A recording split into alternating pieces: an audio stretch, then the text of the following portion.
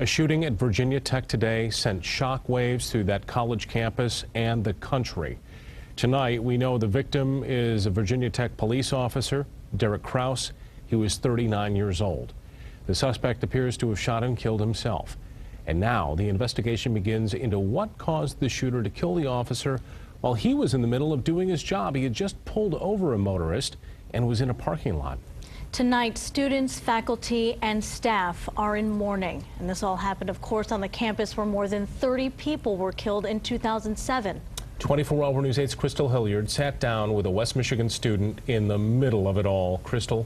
Erin Lidgard was a sophomore at Kelloggsville High School when more than 30 people were massacred at Virginia Tech. She's a junior at that university now and tells us all day today she was scared. And I was sitting in my room getting ready to study for an exam, and I got this text message saying that there had been another shooting. And I'm like, no, there wasn't. No way. Shots weren't really fired. But they were.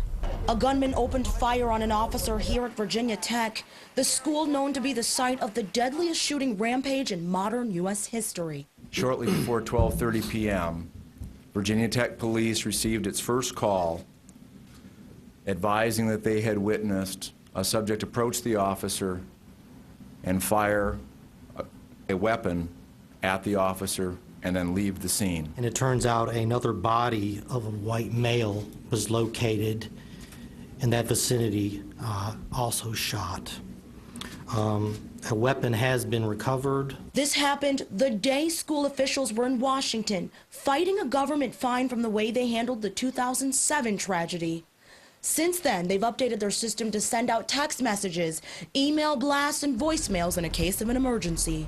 Grand Rapids native Erin Lidgard told us over Skype today that alert system worked.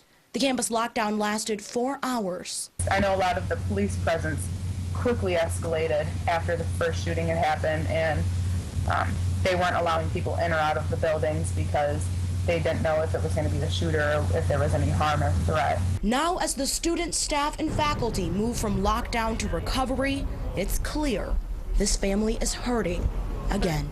Of course, it's frustrating. It's really angering, but it's something that we have to deal with. Same thing with the 2007 shootings. We had no answers, and it's something we have to deal with.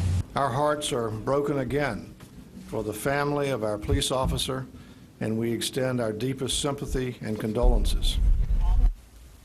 Now, originally it was reported there were 2 victims and the shooter was on the loose. That's why the campus was shut down.